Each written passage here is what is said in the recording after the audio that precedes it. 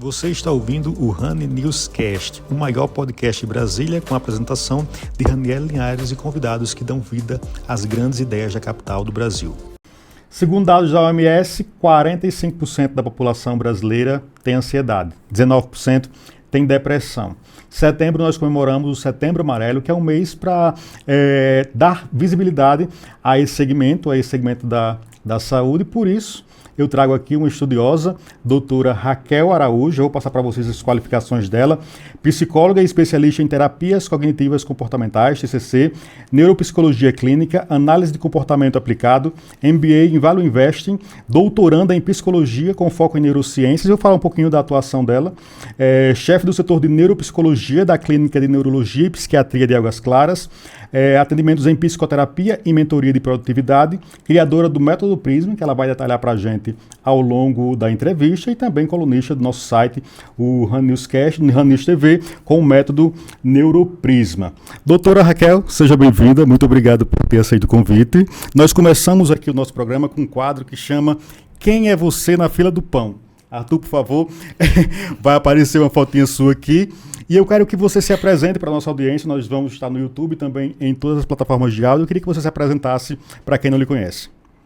Bom, primeiramente eu que agradeço pelo convite, é ótimo estar aqui. Inclusive, assim, a gente pensar no alcance que o seu podcast tem, né, nesse momento que é tão importante. Se a gente pensa no Setembro Amarelo, ele tem, assim, fala-se da preservação da vida, né, de modo geral. A gente não precisa aprofundar muito nesse sentido, mas tudo que é para promover a saúde e sendo, assim, desenvolvido em setembro, a gente tem essa satisfação, né, poder abordar todos esses assuntos. Mas pensando em quem sou eu na fila do pão... Sim. Bom, eu sou uma pessoa profundamente apaixonada pelo que eu faço. Sempre tive muito interesse, assim, por compreender a mente humana. Foi isso que me fez escolher a minha área de atuação. Tive oportunidade de ter professores incríveis na minha graduação que inspiraram muito as escolhas que eu fiz, tanto voltada para esse lado da neurociência, né? Entender como é que acontece o desenvolvimento mental desde a época ali fetal até a parte da velhice é muito interessante. Entender como é que funciona a aprendizagem humana e também como é que a gente consegue fazer o manejo e ajuste quando existem patologias ao longo da vida toda. Então, eu sempre fui muito interessada nessa área e também a parte comportamental, como a gente entende a conexão entre a parte neurológica e como isso se expressa nos comportamentos humanos. Sim. Então, é objeto de estudo, é parte da minha vida, é parte de quem eu sou. Acredito que mais ou menos seja voltado para isso. Em que momento você decidiu estudar psicologia e se aprofundar nessa área? Bom, então, antes de ser psicóloga, por mais estranho que pareça, eu trabalhava como maquiadora e cabeleireira. E eu percebia que existia, muitas vezes, uma dificuldade de lidar com frustrações das pessoas que eu atendia, assim, como maquiadora, expectativas, às vezes, que eram incompatíveis com o que era possível de ser feito. A dificuldade de mães e filhas interagindo ali, porque a filha queria uma coisa e a mãe queria outra coisa para ela.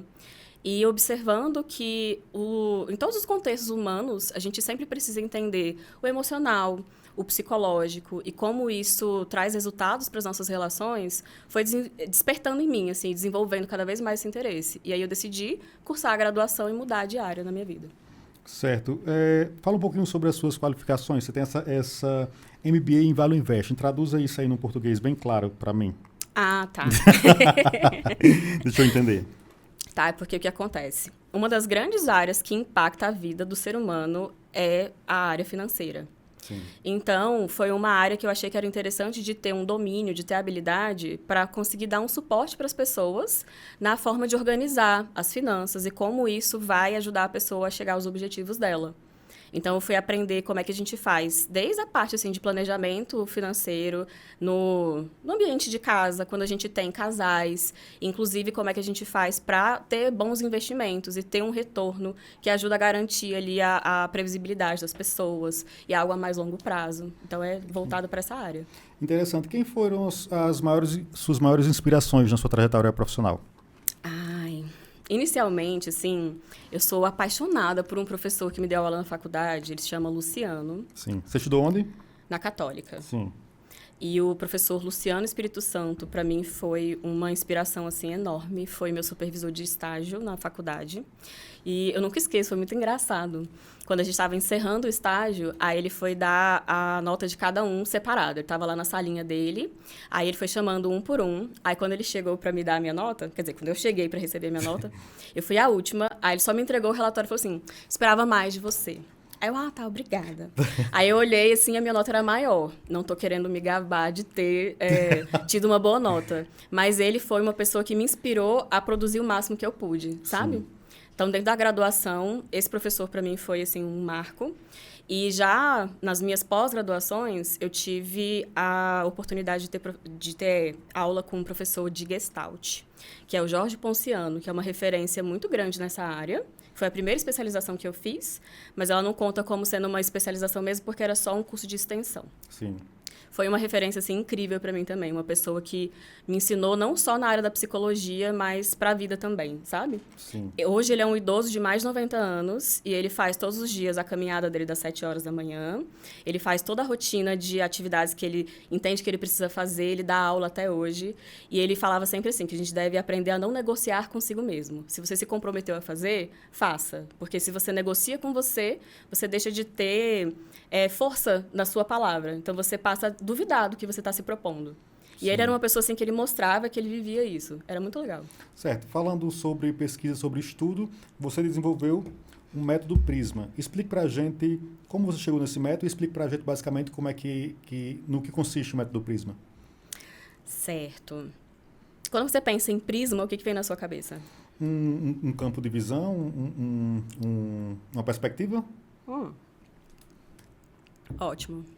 Se você pensa, por exemplo, num cristal, e aí você imagina a luz sendo refletida por ele, assim, e ela vai se desdobrar em várias cores, não é assim? Sim. Por um lado, você tem a luz branca, que seria todas elas juntas, e do outro você tem ela saindo ali, cores do arco-íris, digamos assim.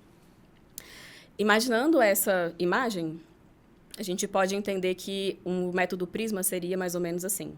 Existe dentro de você um núcleo, que tem ali um pouco de cada uma das coisas, mas é uma coisa única sua, que se desdobra em todas as áreas da sua vida. Então, a gente entendendo como é que isso está organizado dentro de você, a gente consegue refletir a ordem desses elementos que te compõem em todas as áreas que você se expressa. A ideia é a gente entender o seu núcleo único e como é que a gente vai expressar em cada área da sua vida o que você tem de essência.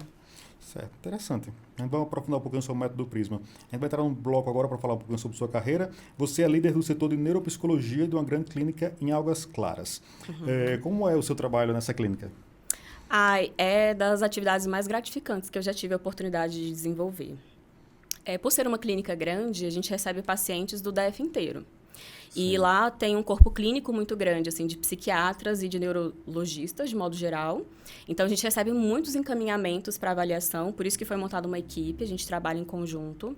E a ideia no caso, assim, lá o foco é de avaliação neuropsicológica. Sim. Não existe atendimento clínico de acompanhamento. Entendi. Então, quando a pessoa tem uma demanda seja para fazer um diagnóstico diferencial, ou seja para identificar se existem traços de alguma patologia específica, normalmente o médico manda para a gente, porque é da área da psicologia, a exclusividade de utilização de uma série de instrumentos que são, a gente chama de psicométricos, né? Que Sim. são aquelas formas de você mensurar tanto aspectos cognitivos, quanto outros que são de personalidade, comportamentais. A avaliação neuropsicológica ela é bem diferente do processo de terapia? Sim.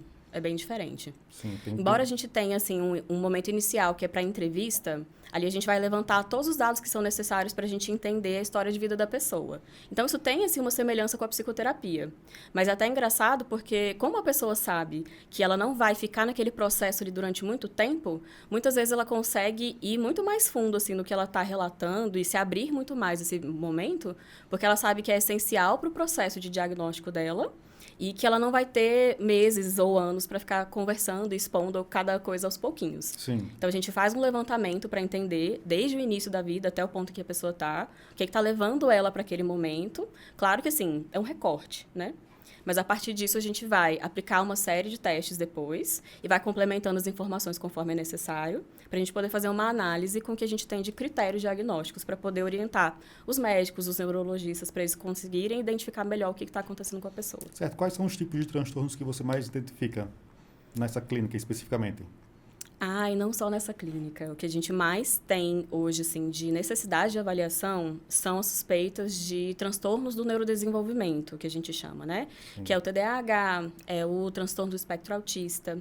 Esses são os que mais chegam pra gente. Tanto porque existe, assim, um crescimento muito grande de observação e de estudos nesse sentido, quanto também informações que não necessariamente são muito precisas. Então, sim, às vezes, levanta uma suspeita no próprio paciente ou de familiares, aquelas brincadeiras que são feitas na escola, sabe? Tem TDAH. Isso. E aí desperta na pessoa a sensação de necessidade de identificar. Sim, entendi. A gente tem tido, eu já discuti isso aqui algumas vezes em outras entrevistas, um excesso de diagnósticos talvez equivocados, né, do TDAH, porque hoje em dia todo mundo diz que tem TDAH, todo mundo diz que tem uma hiperatividade e, de fato, tem tido muitos diagnósticos comprovadamente. Eu vi que tem até uns estudos nos Estados Unidos, inclusive, para entender o motivo de tantos diagnósticos de autismo, tantos diagnósticos de TDAH. Você poderia, na sua perspectiva, hoje nós temos mais diagnósticos, hoje nós temos mais casos, hoje é um pouquinho dos dois? Então, assim, o que a gente tem de informação do meio científico vai misturar um pouquinho dessas duas coisas. Primeiro é que, antigamente, por não se conhecer a sintomatologia, então eram patologias que eram subdiagnosticadas. Sim. Aí a gente vê um crescimento... Era um menino danado só. Isso, exatamente. A gente vê um crescimento por esse motivo, né? Porque hoje tem mais informação, tem mais condições de identificar, mas, ao mesmo tempo, a gente também tem essa situação que é algo que precisa ser, assim...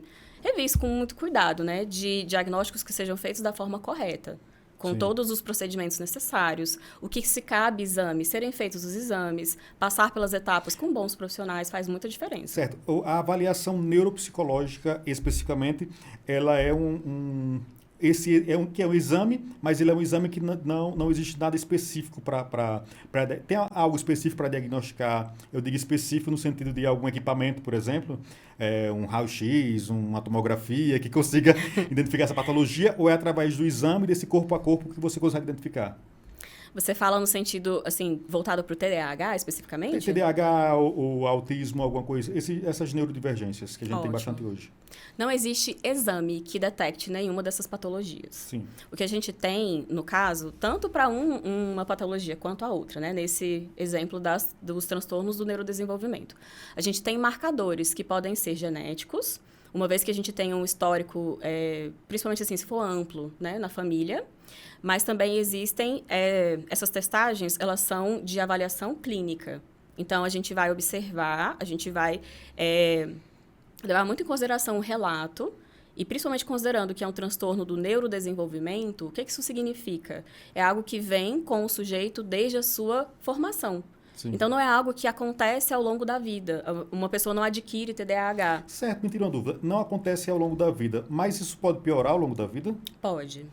Tanto pode piorar porque passou a ter mais demandas, quanto pode piorar porque é muito comum que essas patologias tenham comorbidades, né? O que a gente chama quando existem transtornos que vêm junto, digamos assim. Então, existe um transtorno original, né? O primeiro ali, e aí a gente tem um aumento da probabilidade de ter ansiedade, de ter depressão. Então, se tiver ou uma dessas, pode ser tanto ansiedade quanto depressão, ou alguma outra alteração de humor, a gente tem uma propensão maior a intensificar esses sintomas, né? Pode ser por demanda externa ou por algo interno que está acontecendo com a pessoa. Certo. Explique para mim como diferenciar um problema neurológico de um problema psicológico. Por exemplo, a depressão, ela é um problema neurológico ou um problema psicológico, é os dois? Então, normalmente a gente chama de neuropsiquiátrico. Sim. Porque, assim, é difícil a gente colocar esse termo, assim, problema psicológico. Sim. O que seria um problema psicológico? Quando a gente pensa numa patologia, a gente pensa que é algo que seja, quando a gente pensa em neurológico, se refere mais a uma questão estrutural do cérebro, né? Sim. E quando a gente pensa na parte psiquiátrica, é o que vai para esse lado da psique, né? Que Sim. é mais ou menos o que seria o problema psicológico. Sim. É complexo, então, né? É complexo. Então, quando a gente tem alguma alteração que vai envolver estruturas neuronais ali do cérebro, a gente vai pensar num transtorno neurológico. Quando a gente tem uma alteração que é do psiquismo, que é mais mental, emocional, a gente vai mais para o lado psiquiátrico. Então, se a gente pensa na depressão, se a gente pensa na ansiedade, elas são mais voltadas para esse lado psiquiátrico. Mas isso não significa dizer que não tenha nenhum fator neurológico. Por quê? Porque às vezes pode ser um desbalanço, uma descompensação em neurotransmissores que deveriam estar numa quantidade X e está reduzido. Isso vai alterar de alguma forma. Mas quando essas coisas vêm de um lado mais emocional, de um lado mais psicológico, aí ela vai ser mais pro lado psiquiátrico, entende? Entendi. Explique para a gente aqui, leigo, totalmente, considerando, dentro da psicologia existem, podemos chamar de segmentos de atuação, né? Que seria TCC, o método de Freud, como é que chama? Psicanálise. Psicanálise. Explique para a gente a diferenciação desses métodos e, por exemplo, eu estou em casa, nunca fiz terapia, como eu escolho o método que vai ser mais adequado para mim ou, de fato, isso vai ser na experimentação? Olha, eu vou te dizer uma percepção bem minha. Na psicologia não existe, assim, uma recomendação que seja de como é que você vai escolher pela abordagem. Sim. Até porque se você pensa numa pessoa leiga, ela não vai ter critérios para escolher uma abordagem, Sim. né? A gente tem aquela informação, assim, de senso comum, de como seria a imagem ali do divã com Freud ali, né, na parte da psicanálise. Sim. E da parte comportamental, a gente imagina uma pessoa com uma prancheta, anotando coisas e te dando tarefas para fazer. Mas Sim. isso são tudo do imaginário popular. Na verdade, cada profissional tem a sua forma de trabalhar. Existe, assim, recomendações que são no sentido de buscar o que tem mais embasamento científico. E, hoje em dia, a abordagem que tem mais recomendação por esse viés seria a parte comportamental. Sim, que é a TCC. Isso, a TCC. Porque dentro da TCC existem, assim, são terapias cognitivo-comportamentais. Então, existem algumas formas diferentes de trabalho ainda dentro da TCC. Mas, na verdade, a meu ver, o que é mais relevante é você encontrar um profissional com quem você se identifique. Sim. Tem um livro que aquele professor que eu falei, o Luciano, me passou para ler durante a graduação, de um autor chamado Caligares. Ele fala assim, que o nome do livro é Cartas a um Jovem Terapeuta. E ele fala lá de critérios para você escolher um terapeuta e que, para mim, são critérios excelentes. Certo. Então para quem está em casa, que vai escolher um terapeuta que nunca fez terapia, quais são esses critérios? Vamos lá, você que quer escolher o seu terapeuta, quais são os bons critérios ditos aí pelo Caligares? A gente pode pensar em uma pessoa que inspira em você a capacidade real de te ajudar. Você tem que olhar para a pessoa e admirar o que ela está te passando de conhecimento. É você olhar e falar, cara, eu não chegaria a essa conclusão sozinho. Sim. E que é diferente de você conversar com um amigo. Você vê ali naquela pessoa a função terapêutica. Você precisa olhar e admirar o que ela te agrega, confiar que ela tem a capacidade real de te ajudar e se identificar com a forma como ela trata ali com você. Por quê? Sim. Mesmo que a gente siga uma abordagem específica, a gente precisa ter o mínimo de conhecimento de várias áreas diferentes de forma de atuação, né? Para que a gente consiga se ajustar. Por quê? Para você alcançar o bem-estar do paciente, você precisa levar em consideração o que é subjetivo dele, o que funciona bem para ele. Sim. O bom profissional, ele vai ser o que vai conseguir manejar as suas necessidades e a forma como você expressa que você está achando adequado para você. Certo. Me tira uma dúvida, está falando inclusive sobre fazer terapia. Hoje ainda existe um preconceito se eu for psicólogo é porque eu sou doido, quem faz terapia tem problema mental e, tipo assim, existe ainda essa... Eu já sei até a resposta, mas eu quero que você fale com um pouco mais de propriedade e como combater isso. Ah, sim. Se você já está falando em como combater... já até lhe respondi, né? Mas eu quero a sua perspectiva. Ok, já partindo do pressuposto de que sim, tem muito preconceito com a psicoterapia. E isso é uma coisa que, embora seja um pouco difícil da gente reverter, é algo que acontece ao longo do tempo, né? A gente não consegue ter uma mudança assim tão rápida. Mas, na verdade, é claro que não. As pessoas que fazem psicoterapia, elas não têm necessariamente um problema, elas não são pessoas doidas, elas não têm doenças mentais necessariamente, né? Sim. O que acontece? quando a gente vai crescendo, quando a gente vai se desenvolvendo enquanto ser humano, a gente vai desenvolvendo uma lente através da qual a gente observa o mundo. Então, imagina comigo, sabe aquela ideia de ter aqui um desenho assim? E eu vejo um 6 e você vê um 9? Sim. É mais ou menos isso. É o seu ponto de vista, o ângulo pelo qual você observa. E tudo que você vai observando vai criando dentro da sua mente um pano de fundo, que vai ajudando a construir a lente pela qual você observa o mundo. Então, duas pessoas passando pela exata mesma experiência vão viver de formas diferentes. Por quê? O pano de fundo delas é distinto. Sim. Então, dependendo de como você vive as suas experiências, isso vai moldar a forma como você recebe os estímulos externos, como você entende as situações. E muitas vezes a gente vai ter, assim, possibilidades, né, de distorções. A gente chama isso de distorção cognitiva. Como você está entendendo a situação, que pode estar causando um mal para você, pela lente que você está usando para observar o fenômeno. Sim. Então, se a gente consegue ajustar, dar uma limpadinha ali naquela lente, às vezes tirar percepções que são um pouquinho enviesadas, a gente consegue fazer com que a pessoa obtenha resultados melhores e que traga para ela mais bem-estar a partir das experiências que ela vai viver a partir daquele ponto ali.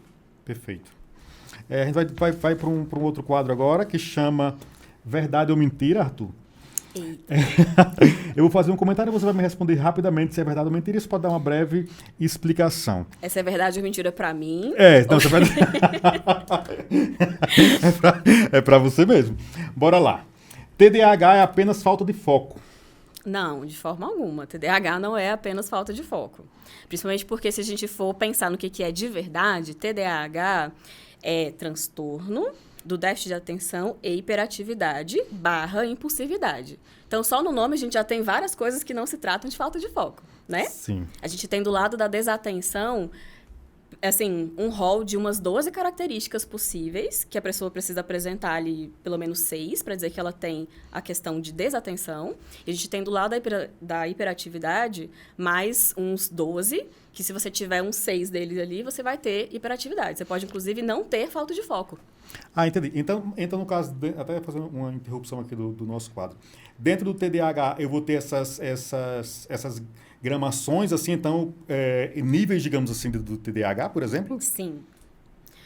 Vou te explicar. Tá querendo entender do seu caso, né? Vamos lá. É assim. Quando a gente pensa no conjunto, né? Déficit de atenção / hiperatividade. A gente tem um rol exemplificativo de formas que podem ser apresentadas e a gente vai procurar identificar se elas estão sendo apresentadas de forma que causam prejuízo clínico e quantas delas. Então, a gente consegue dimensionar a intensidade e se existe a mistura de uma coisa mais a outra ou se é predominantemente de uma parte ou da outra. Então, você pode ter uma pessoa que é meramente desatenta sem ser hiperativa, sim, uma pessoa que é hiperativa sem ser desatenta, uma pessoa que é misto. Ela tem tanto a parte da desatenção quanto a hiperatividade. E a gente consegue ter isso em níveis. Pode ser um nível leve, moderado. Eu acho que sou desatenta às vezes, e hiperativo também. Bora lá, seguindo no Verdade ou Mentira. Todo ansioso é depressivo? Não. Se a gente tem uma, assim, pensando de uma forma bem simples. Sim. Imagina que a gente está vivendo aqui no presente.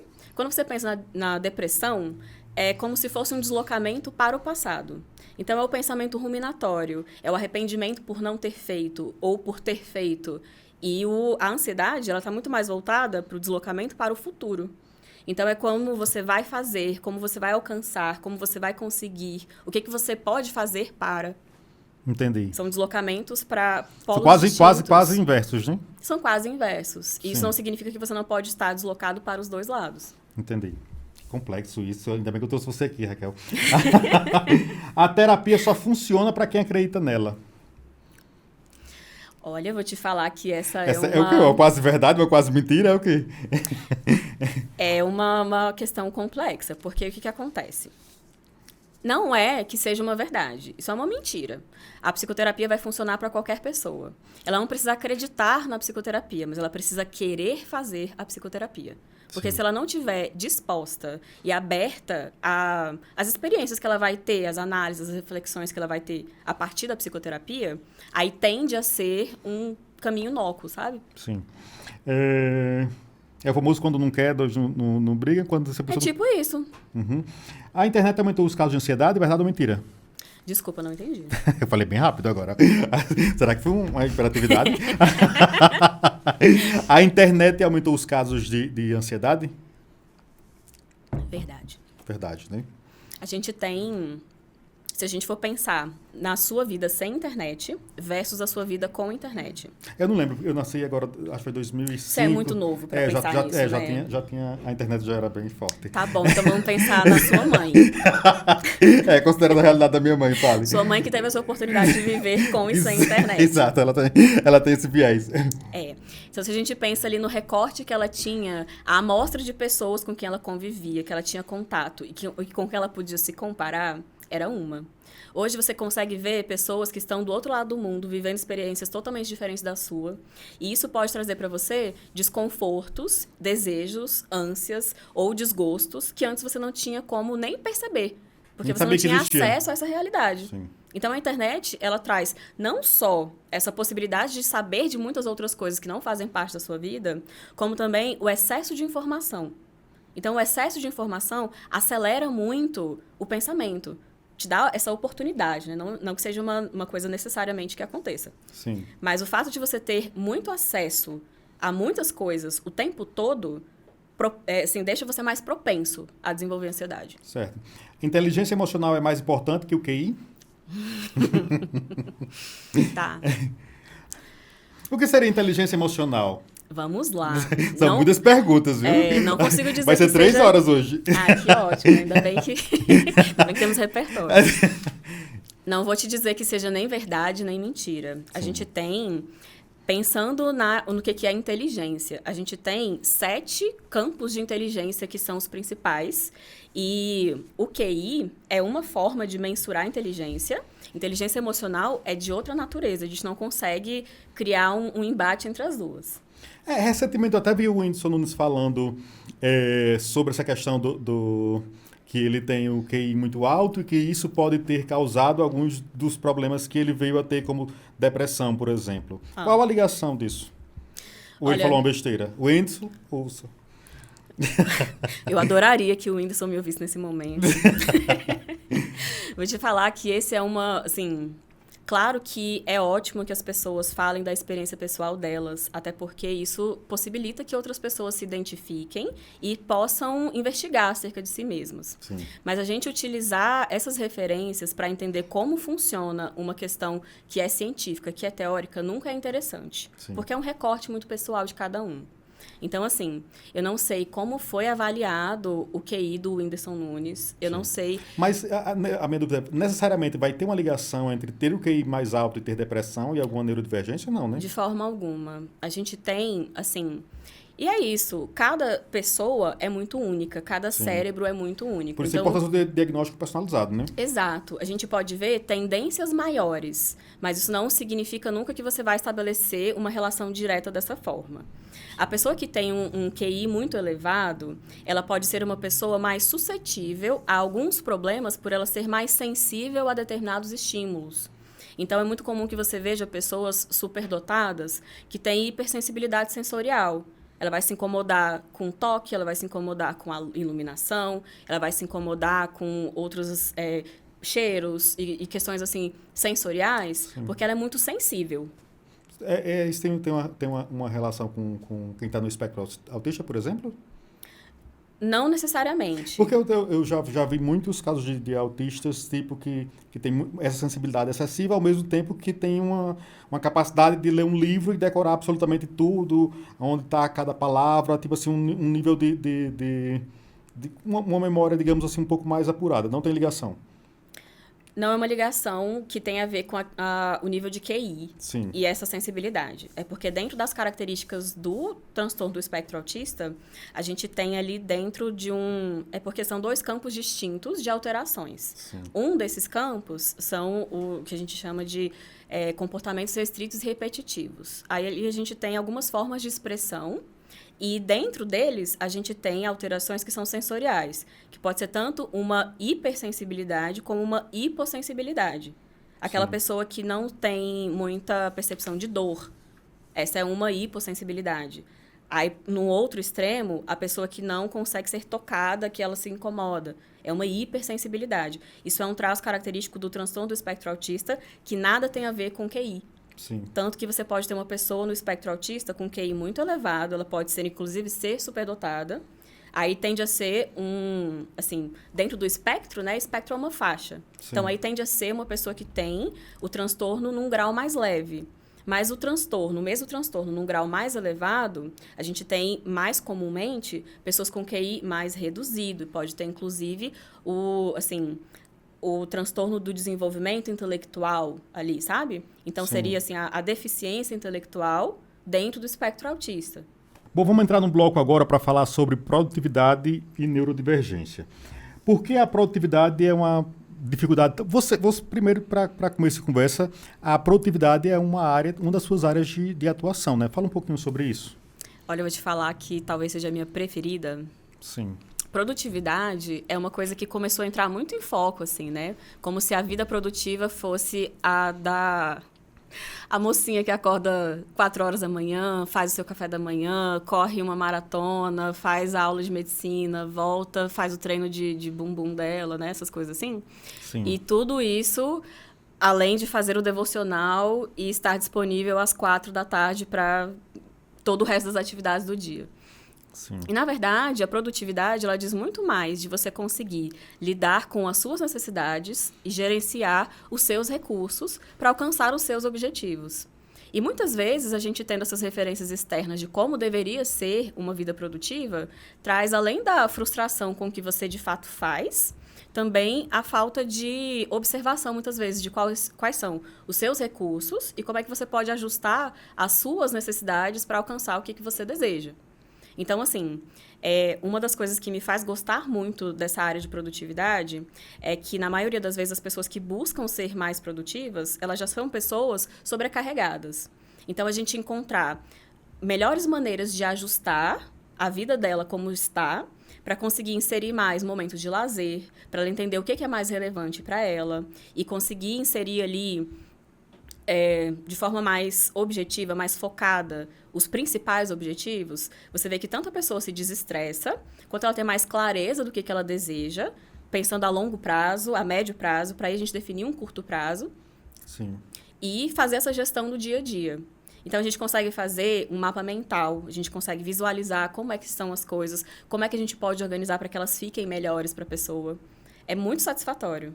Aí, como você já falou da parte da neurodivergência, é onde a gente mais encontra dificuldade nessa gestão de tempo, de tarefas, de prioridades. Então, focar nessas... e assim, não precisa ser necessariamente uma pessoa que tenha uma patologia, que tenha uma neurodivergência. A gente tem, basicamente, em todas as pessoas, sintomas que são associados a essas questões, assim, essas alterações.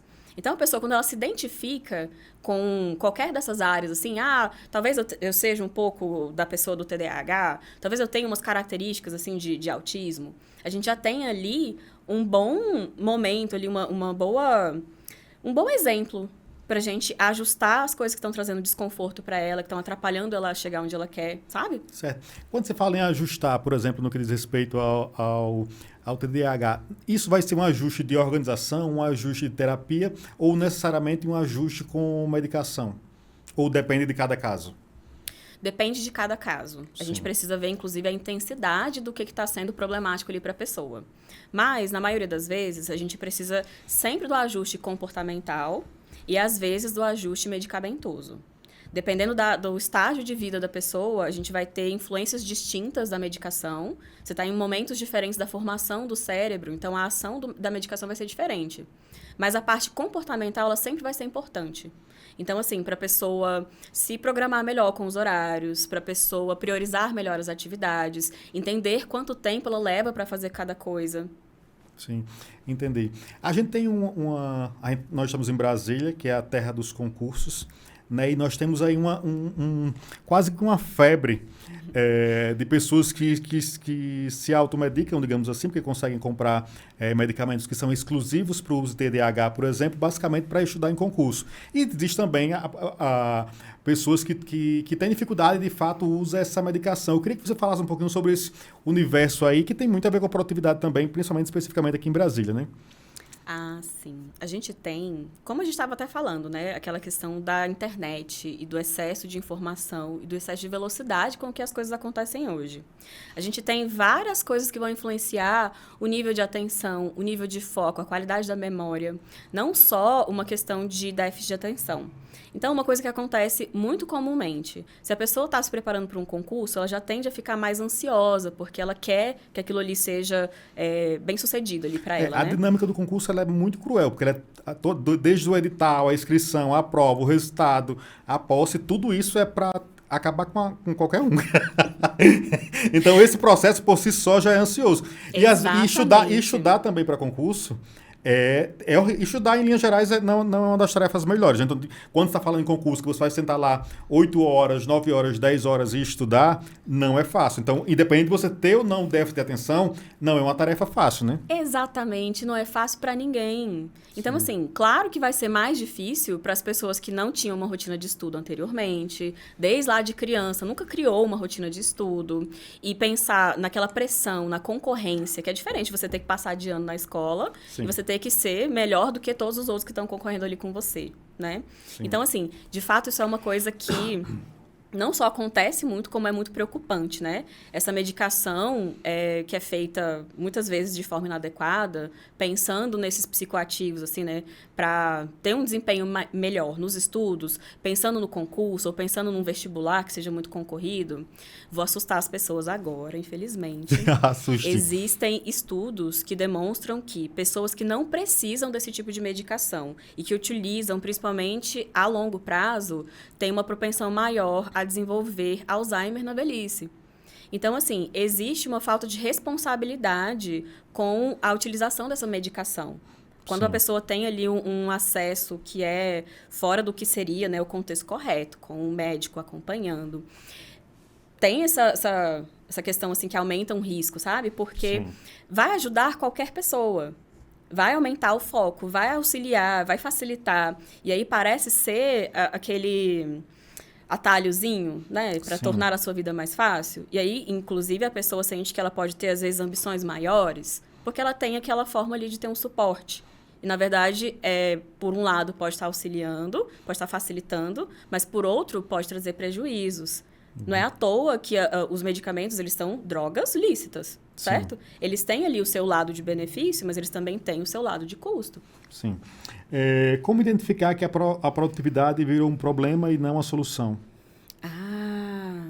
Nesse momento que você entende que, na verdade, assim, é isso, né? Deveria ser uma solução e ela passa a ser um problema quando você não entende exatamente como deveria ser a produtividade na sua vida. A sua vida não é a vida da pessoa que acorda às 4h30 da manhã, porque a sua rotina é diferente. Os seus objetivos são diferentes, a sua realidade é outra. Quando você passa a observar a vida do outro, que é muito distinta da sua, e desejar que a sua vida seja igual, se torna uma frustração, se torna fonte de estresse, de desgaste. Aí se torna, de fato, um problema. O que mais atrapalha a rotina de pessoas neurodivergentes? Olha, se a gente for pensar que neurodivergência é um grupo assim, relativamente extenso de pessoas, eu acredito que o que mais atrapalha as pessoas neurodivergentes é elas não estarem bem acompanhadas para aprender a lidar com as suas limitações específicas, que são muito variáveis. Sim, chega na clínica casos da pessoa que tem a neurodivergência, mas não reconhece que tem a neurodivergência? Tem sim. Não é incomum? Não é muito comum não, mas tem. Tem tanta pessoa que quer ter uma patologia para usar aquilo ali de muleta e se justificar nas suas necessidades, como tem também aquela pessoa que não consegue aceitar e não quer enxergar aquilo na realidade dela. Entendi. Tanto uma coisa acontece quanto a outra. Sim, esse diagnóstico das neurodivergências, como ele se dá em situações normais, eu digo? As pessoas procuram na clínica os pais que identificam que a criança é um pouco mais operativa, que é aquele menino que é danado, mas que pode ter alguma coisa, ou chegam pessoas adultas, ou como é a sua rotina relacionada à neurodivergência na clínica de atendimento? A gente tem uma diferença em relação às faixas etárias. Sim. Na maioria das vezes, quando a gente pensa no cenário da criança, é até mais comum que os pais não queiram enxergar aquela patologia na criança. Mas, normalmente, a demanda vem de um outro meio, assim, externo. É a escola que pede, sugere, né, que seja avaliado ali porque a criança tem um comportamento que destoa muito do grupo. Ou é algo que começa a criar problema com a convivência daquele núcleo familiar com outros parentes, porque a criança é muito diferente do grupo, né? Ou a criança é muito sensível, a criança não se sente bem, a criança quer estar afastada, né? Então, assim, normalmente, quando a demanda é infantil, vem de observação externa. Certo. Agora, quando é de adulto, na maioria das vezes, vem de uma percepção de sofrimento a longo prazo. E aí, às vezes, é um vídeo que ela viu, é uma pessoa que ela conhece, que comentou com ela, que faz ela procurar para que ela entenda se o sofrimento dela se encaixa naquela categoria de transtorno. Certo. Como a procrastinação pode ser entendida sobre a ótica da psicologia? É difícil? Quando você fala na ótica da psicologia, a psicologia é muito ampla. Da psicologia, da neuropsicologia. Vou te falar de onde eu consigo observar. Sim, vá. Procrastinação, na maioria das vezes, é uma dificuldade de aceitar que você tem que fazer o que precisa ser feito. Por quê? Quanto mais você tem acesso a estímulos que são prazerosos, que deixam a sua vida satisfatória, mais deles você quer ter. Então, se você é uma pessoa que gosta de comer doce, e você tem a possibilidade de comer mais doce, você não vai falar, não vou Nossa, comer, que engraçado você falar isso pra mim. Estranho. Ai, não se sinta pessoalmente. Não seja diretamente atacado, tudo bem. Por favor. Tava dando um exemplo meu, porque essa é uma paixão na minha vida. Sim, eu também. Mas quando você tem essa possibilidade, se alguém fala pra você, come esse jiló. Não quero comer esse jiló. Entende? Entendi. É a busca por satisfação. A procrastinação, normalmente, ela vem ou da sua vontade de não fazer algo que você precisa, ou de um outro tipo de prazer que a gente tem, e isso é muito interessante. Quando você tem, por exemplo, um prazo para entregar um trabalho, e você, ao invés de começar uma semana antes, você começa algumas horas antes, e você consegue entregar, ali você tem uma sensação de alívio, que é muito prazerosa, depois de um pico de tensão, desse período curto que você utiliza para fazer. Sim. Isso faz você procrastinar de novo e de novo e de novo. Querendo esse pico de prazer. Exatamente. Nossa. Depois do estresse elevado, vem um alívio, uma sensação de prazer enorme. Quando a procrastinação começa a ser danosa, digamos assim, né? Por exemplo, eu estou em casa... Isso até acontece mesmo. Tipo, eu não quero lavar essa louça hoje, vou deixar para quarta-feira. E vou deixando, tipo assim, o que diferenciar entre, tipo, uma coisa que eu poderia fazer, eu deveria fazer, mas eu não quero fazer agora, e quando a procrastinação, de fato, ela é danosa. Me explique isso, basicamente. A procrastinação, ela nunca é exatamente positiva. Sim. Ela tem, assim, por mais que ela tenha esse efeito, que eu estava falando para você como acontece, ele não é recomendado. Não faça isso em casa. Sim. Na verdade, o ideal é que você não procrastine. Mas você começa a ver que está sendo realmente problemático quando você procrastina uma coisa e outra e outra. E quando você vê, tem uma bola de neve de coisas para você resolver que não vai caber nos seus recursos para resolver. Certo. Aí, nisso, você começa a atrasar a entrega, você começa a ver que a sua louça está mofada na pia. Sim. Não fala da minha louça, não, doutora. É possível transformar mentes inquietas em mentes produtivas? Com certeza. Esse é um dos nossos grandes objetivos, não só na psicologia, mas especificamente na minha forma de atuação. Por quê? Normalmente, uma mente inquieta é justamente o excesso de produção desordenada. Sim. Então, quando você pensa ali em você deitado para dormir, cheio de pensamentos que vão chegando ali para você a todo momento, o que é aquilo ali? É falta de um momento para que você pense em cada uma daquelas coisas. É falta de um momento para você dar procedência no desenvolvimento de cada um dos seus projetos. Então, se a gente começa a ordenar as necessidades, a sua produção, no sentido de criatividade, no sentido de ter um momento de fazer, né, de ir para a ação daquilo que você planejou, aí você começa a ser produtivo. Perfeito. A produtividade tóxica pode levar ao adoecimento? Eu acho que a produtividade tóxica aqui é basicamente o que você falou, né? Essa coisa, o meu vizinho acorda às 5, corre 15 quilômetros, volta, toma um café, passeia com o cachorro, vai trabalhar e tipo assim, acho que essa é a produtividade tóxica. Isso pode levar ao adoecimento? Com certeza, com certeza. Se a gente for olhar pelo lado da frustração, você tem aí uma tendência à depressão. Você tá sempre olhando a grama do vizinho mais verde que a sua e se deprimindo pela sua grama que não cresce, que não se desenvolve como a dele. Da mesma forma, você pode se tornar ansioso, é o mais normal, né? Sim. Pelo desejo de ter a sua grama como a do vizinho, e isso vai deixando você cada vez mais estimulado e mais... Mas, na verdade, você tem que olhar para o seu. Para o que você quer, para as suas perspectivas e trabalhar com o seu repertório. Certo, você falou um pouquinho em depressão, vai ficando mais triste, vai ficando... e ainda existe aquela perspectiva, principalmente na sociedade em geral, que a depressão tem sempre muito... tô deprimido, eu estou em cima de uma cama chorando, mas não é bem isso a depressão, né? Explique para o nosso ouvinte aí a depressão. Tá certo. Vamos pensar nesse ambiente. Ele está bem iluminado. Se você retira as luzes, você tem um ambiente deprimido. É você retirar dali algo que deveria estar ali em ação, funcionando. A pessoa que está deprimida pode ser que ninguém perceba, pode ser que não seja nada visível assim, para as outras pessoas. Mas, na verdade, é a falta de recursos internos para alcançar o que ela precisa. Então, tem até uma passagem que eu acho muito interessante de um livro que fala sobre depressão, que é excelente. Ele chama O Demônio do Meio-Dia. Tem uma parte ali que fala sobre uma mãe procurando fazer ali o café da manhã para os filhos, sem que eles percebam a dificuldade de gerenciar a própria vida que ela está sentindo. Ela abrindo a geladeira e olhando para a caixa de leite, achando que está longe demais para ela alcançar. Então, assim, pode ser que ninguém esteja vendo, mas dentro da pessoa, o que acontece é a ausência, é a falta do recurso. Entendi. Muito interessante. Como funciona na prática esse seu trabalho em relação à produtividade? A sua pesquisa em relação à produtividade e como você aplica isso em campo, que no seu caso, o campo seria a clínica. Certo. Quando a gente pensa assim, em como trabalhar com a produtividade, na maioria das vezes a gente tem esse cenário mais voltado assim, porque não é tão num contexto de psicoterapia, né? Na maioria das vezes a pessoa está procurando mais o lado da mentoria. Ela não está pensando que ela tem ali questões internas a serem tratadas, situações a serem revistas, nada nesse sentido. Normalmente é uma coisa mais objetiva, na maioria das vezes mais voltado para o campo profissional.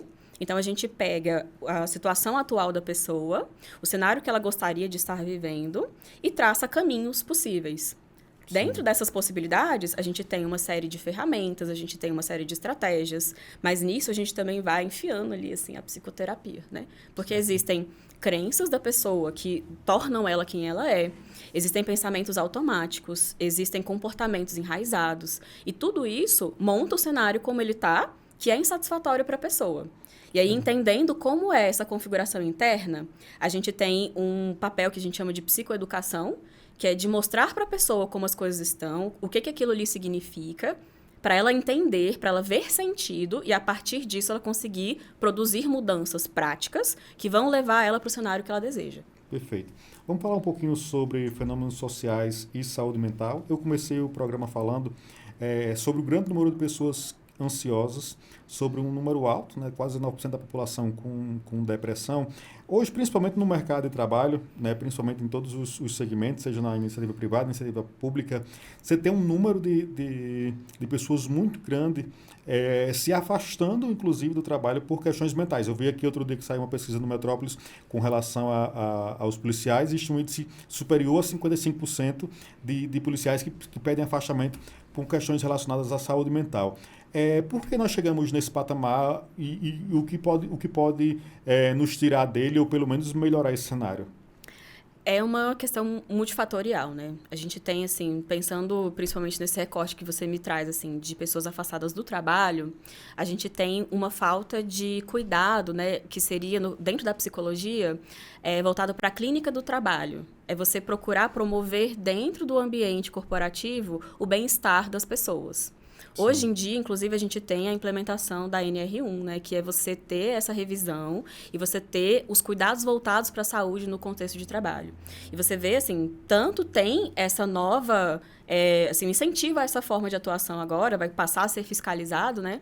Justamente porque a gente tem esse cenário que é muito triste, muito caótico. Sim. A Um gente índice tem... de afastamento muito grande de pessoas, né? Exato. Então, a gente tem a parte de assédio moral, a gente tem uma sobrecarga muito grande, a gente tem, assim, é muito comum tanto em bancários quanto em servidores, principalmente da parte executiva ali, né? De pessoas que têm uma pressão muito grande. Então, precisa fazer um grande volume de trabalho e, às vezes, tem poucas pessoas para fazer e isso vai trazendo aquela pressão, aquela sobrecarga. Você falou sobre bancários, também nos bancários existe um índice de afastamento muito grande, bem acima Sim. da média. O burnout, né? É a doença do século XXI? Assim, a meu ver, temos essa perspectiva. Temos essa perspectiva. Explique o que é burnout. É uma síndrome que vai ter dentro dela ali uma série de sintomas, inclusive é até engraçado, porque dentro do conjunto do que caracteriza o burnout, a gente tem a ansiedade, a gente tem a depressão. Então, o que antes era o que estava sendo visto como o mal do século, né? Agora está dentro de uma coisa que vai ter também algumas outras, que são mais voltadas para esse ambiente de trabalho, para o contexto de trabalho. Então, você vai ter ali... Além do cansaço excessivo, você começa a observar a dificuldade de lidar com o contexto, com as pessoas envolvidas no trabalho e essa ansiedade voltada para o desempenho da sua função. Quais os sinais diferenciam um estresse de um transtorno mais grave? Tipo assim, eu só estou cansado dessa rotina, só teve tô tendo um dia, uma semana, um mês difícil, ou de fato eu estou dentro de um transtorno? Quando a gente transtorno, pensa... falando especificamente do burnout, né? Uhum. Quando a gente pensa em acometimentos, assim, de modo geral, que alteram o humor do indivíduo, a gente sempre vai fazer mais ou menos essa mesma análise. É do quanto aquilo lhe impacta clinicamente, do quanto aquilo lhe perdura na vida da pessoa. Então, Sim. se você pensa ali, é como a gente faz o paralelo entre tristeza e depressão. Se você tem um motivo claro e está dentro do que é a faixa saudável de vivenciar aquele seu motivo claro, é uma tristeza. Agora, se aquilo ali se posterga por muito tempo, se tem uma profundidade muito intensa, mais do que o que seria esperado para aquele tipo de situação vivida, temos uma depressão. Sim. Então, no mesmo sentido, acontece com o burnout. Se você tem um estresse que é momentâneo, se você teve motivos muito claros para isso, aí é possível que você esteja meramente estressado. Tem que ter ali... Teve o período de férias, por exemplo, você se recuperou? Legal. Se não, a gente já tem ali um sinal vermelho. Sim, certo. Existe uma diferença entre ansiedade normal e patológica? Eu não sei se eu tenho normal ou patológica ou as duas. Essa é uma pergunta engraçada. Existe sim. Ansiedade é uma coisa que está presente em todo mundo, ela tem uma função e ela é necessária, de certa forma. Sim. Ela passa a ser patológica quando ela começa a te causar problemas. Quando você pensa assim... Você ia vir hoje pra cá... Não, você não. Você tá acostumado, né? Vou colocar o meu exemplo. Hoje eu viria pra cá participar do maior podcast de Brasília. Isso me causa ansiedade. Mas isso não necessariamente é patológico. É uma ansiedade que é saudável, que me faz me programar, que me faz estar interessada, né? Agora, passa a ser patológico quando a gente sai do que seria ali uma zona de crescimento, onde você funciona pelas suas motivações e você começa a ficar travado porque você não dá conta de avançar. Entendi. Então, basicamente essa diferenciação. Quais os caminhos mais eficazes para combater esses problemas que a gente está falando? Tanto no trabalho como em termos gerais, as questões relacionadas à saúde mental. Fazer psicoterapia. Na dúvida, faça psicoterapia. Na dúvida, faça psicoterapia. Eu falei que nós estamos no Setembro Amarelo. Eu avisei lá no meu Instagram que nós iremos trazer ao longo do mês de setembro tanto psicólogo como psiquiatra. Pedi que me mandassem algumas perguntas. Eu tenho algumas perguntas aqui. Na pergunta do ouvinte, se o Arthur ali achar a tela, tudo bem. Se não achar, eu vou fazer mesmo assim. A primeira pergunta é: como identificar se o cansaço é físico ou mental? Normalmente, o cansaço físico, ele vem do esforço físico excessivo. Sim. E a maioria das vezes, o cansaço mental, ele é a partir do excesso de ruminação mental, né? Normalmente, quando a gente tem um equilíbrio entre a atividade física e a atividade mental, A gente tem o balanço das duas coisas, porque a maioria das vezes, enquanto existe o estresse de um, existe o descanso do outro. Por exemplo, se você vê uma pessoa fazendo uma escalada, uma pessoa surfando, existe uma concentração tão grande do organismo voltado para o físico que dificilmente ela pensa em outras coisas. Sim. Se você tem ali um trabalho que é bastante mental, dificilmente você consegue ter atividade física ao mesmo tempo. Sim. Então, na maioria das vezes, eles vão ser contra, assim, uma oposição, né? Certo. Mais uma pergunta. O uso das redes sociais pode realmente alterar a memória? Pode. O pode é bem... Tem uma camada aí gigante, né? Sim, depende muito de como você utiliza, né? E para qual finalidade. Mas, de modo geral, tudo que é mais curto, no sentido de estímulos que são breves e que não te permitem aprofundar, vão tornando, assim, é uma propensão, né? Não significa que que necessariamente vai ser assim. Mas vai deixando a sua capacidade de armazenar as informações mais curta, porque você não está tendo o trabalho ali de aprofundamento. Certo. É possível treinar o cérebro para ter mais disciplina? Perguntou o ouvinte. Com certeza. A disciplina, ela sempre vai vir através do treinamento do seu cérebro. O seu cérebro comanda tudo que você faz, né? Então, tudo que você quer modificar vai envolver ali um trabalho que é mental, que é cerebral. Sim, então assim como eu treino na academia, eu posso treinar meu cérebro também. Exatamente. É a mesma coisa. Uma mãe pergunta, como saber se meu filho tem TDAH ou é só um menino ruim? Ela colocou agitado aqui, eu que coloquei o ruim. Como saber se a sua criança é, de fato, uma pessoa hiperativa ou se ela é só uma criança agitada? Indo ao neuropediatra e, de preferência, ele pedindo uma avaliação neuropsicológica para que sejam testadas as funções cognitivas para ver se está tudo dentro do que deveria estar ou não. Acho até uma coisa que a gente já falou muito sobre TDAH e sobre esse excesso de diagnóstico equivocado, digamos assim. Acho que é até importante, se você tem alguma dúvida com relação ao seu filho, você de fato levar no neuropediatra e parar de falar, porque muitas vezes os pais ficam, esse menino tem TDAH. Até para o menino internalizar isso e realmente saber qual é o diagnóstico correto. A última pergunta aqui do nosso ouvinte é, a inteligência emocional pode ser desenvolvida em qualquer idade? Sim, com certeza. Claro que assim, a gente tem um aspecto que a gente chama de neuroplasticidade, né? Quanto mais novo, mais plástico é o cérebro, no sentido de ter uma amplitude ali de possibilidades que é mais extensa. Conforme a gente vai crescendo, o cérebro vai tendo uma formação mais específica e se torna um pouquinho menos plástico, mas isso não significa que ele deixe de ser em algum momento. Então, a qualquer tempo da sua vida, você pode adquirir novas habilidades, inclusive inteligência emocional. Perfeito.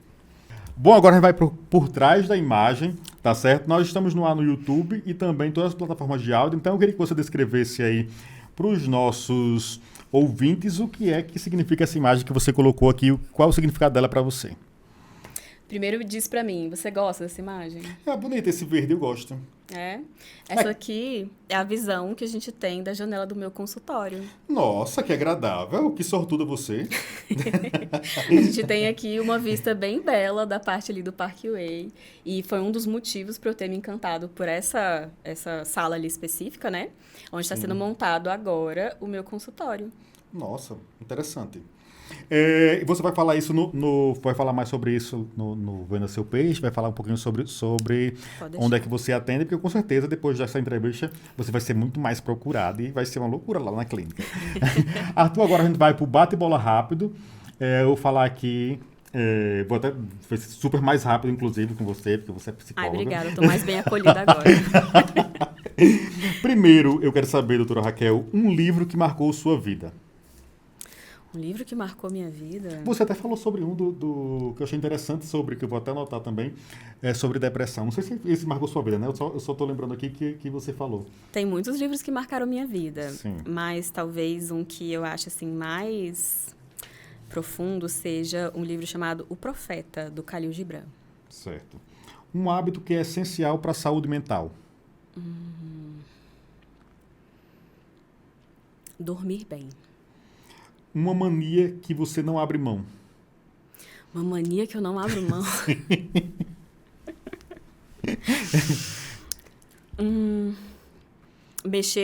Apertar os lábios enquanto eu tô pensando em lamber os lábios. Não consigo.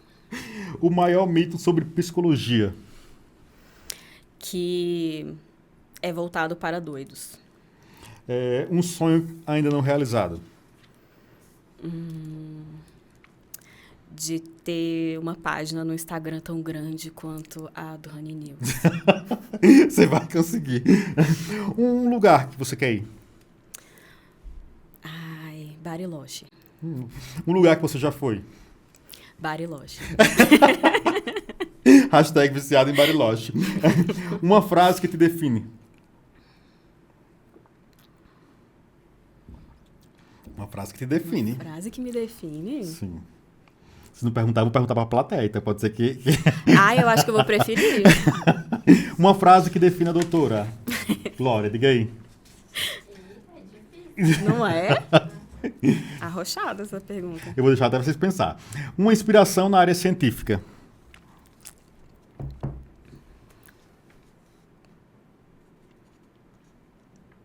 Inspiração na área científica. Aaron Beck. Nossa, não sei nem quem é. Deve ser um pesquisador da área da TCC. TCC, né? Uma meta pessoal para os próximos anos. Você mostrou para a gente uma imagem muito bonita do seu consultório. Fala um pouquinho para a gente sobre... Vamos entrar agora encaminhando para o final, para o Venda Seu Peixe. Como são seus atendimentos? Quem quiser buscar você, como é que faz? Fala um pouquinho sobre o seu consultório, como são os atendimentos lá. Tá, joia. Então, primeiro você falou sobre uma meta, certo? Sim. Uma meta é conseguir concentrar todos os meus atendimentos, toda a minha atividade profissional no meu consultório. Sim. Claro que assim, eu gosto muito da parceria que eu tenho com a clínica onde eu atuo, mas é um atendimento que eu não sou tão presente, porque existe essa divisão, né? Então, eu conseguindo concentrar a maior parte, pelo menos, assim, no meu consultório, é algo que me traria uma realização muito grande. Certo. Você tem essa especialização em avaliação neuropsicológica, certo? Essa avaliação neuropsicológica, ela é basicamente presencial, não tem como fazer à distância, ou tem como fazer à distância? Tem como fazer à distância. A gente tem os mesmos instrumentos que a gente utiliza, que são físicos, a gente tem versões que são digitais. Certo. Então, se de repente a pessoa está assistindo e quer fazer uma avaliação neuropsicológica com você, que é a sua especialidade, ela vai conseguir fazer tranquilamente. Sim, e sem prejuízo sem prejuízo de qualidade, digamos assim. Com certeza. Certo. Então é isso. Uma frase que te define. Eu vou voltar nessa daqui para terminar. Você ou a Glória vai ter que falar. Tem uma frase que define a Raquel? Se perguntasse de uma amiga minha, eu saberia que tranquilamente. Eita. Uma pessoa bem virginiana. Ótimo, eu sou uma pessoa bem virginiana. Com todas as características. Então é isso, doutora Raquel. Muito obrigado por você ter vindo, por ter trazido tantos esclarecimentos. Vou deixar esse espaço aberto para você falar mais alguma coisa que você não tenha falado ou que eu não tenha perguntado, tá certo? E também para você já suas redes sociais, tem a sua coluna, fala também que dê a sua coluna no portal Honey News, tá certo? E é isso novamente, obrigado e agora você pode falar com nossa audiência. Tá, joia. Então, você tinha me perguntado como é a minha atuação, certo? Sim. Eu tenho, assim, eu não consigo trabalhar com uma coisa só, nunca consegui.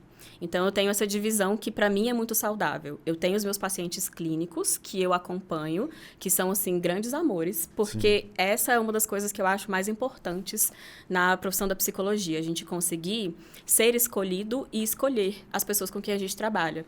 E não significa, assim, não é no sentido de não desejar trabalhar com outras pessoas, mas entender que existe uma identificação de um lado e do outro em relação a quais são as demandas da pessoa e as coisas que eu tenho a oferecer no sentido da minha preparação, do meu objeto de estudo, de entender que ali eu estou fazendo o trabalho que eu devo fazer pelas pessoas. Então, isso é uma grande satisfação para mim. Perfeito. Então, existe esse acompanhamento clínico, tem aquela quantidade de vagas, que é o que eu dou conta de manejar. Hoje você ainda tem vaga? Eu tenho paciente saindo de alta. Sim, então, entendi. É algo que, assim, existe uma perspectiva para algumas semanas. Certo. E, por outro lado, a parte da neuropsicologia, né, que eu trabalho principalmente com a avaliação neuropsicológica, que é outra área que me encanta profundamente, porque a gente ter essa condição de auxiliar no diagnóstico, de direcionar o tratamento do paciente e, principalmente, assim, para o médico ter mais clareza de como é que ele vai fazer a terapia medicamentosa, tudo com segurança, é muito bom poder contribuir para essa área. E, inclusive, é onde eu vejo muitas pessoas, assim, emocionadas. Muitas vezes acontece da pessoa entender o que causa determinadas dificuldades que ela tem na vida. E, às vezes, assim, principalmente porque eu trabalho com adulto, mas, assim, em grande quantidade dos meus pacientes são adultos. Então, são pessoas que viveram muitos anos com algumas dificuldades que elas não conseguem transpor, elas não conseguem entender por que é daquela forma. E a pessoa ter esse esclarecimento, essa pessoa ter esse acolhimento e... Assim, dentro da avaliação, a gente também vai explicando para a pessoa como é aquela patologia, para que faça sentido para ela, para que ela consiga entender, assimilar e acolher a própria condição com mais qualidade. É algo que é muito gratificante, sabe? Poder fazer isso com as pessoas. Perfeito. Quem quiser acompanhar você nas redes sociais? Então, tem o Instagram, né? Que é @raquelaraújo.psi. E tem uma previsão de começar com o mesmo endereço, um canal no YouTube. Perfeito. E aí, atualmente, eu atendo em Águas Claras. Eu tenho um consultório que é locado no Le Quartier. E tem ali o meu consultório que está sendo montado no Shopping Vista. Perfeito. Então é isso, doutora Raquel, novamente, muito obrigado. Trouxemos aqui muito conteúdo. Eu que agradeço o convite, foi ótimo. É isso, obrigado. Você ouviu o Honey Newscast, o maior podcast de Brasília, com episódios semanais e convidados que dão vida às grandes ideias da capital do Brasil.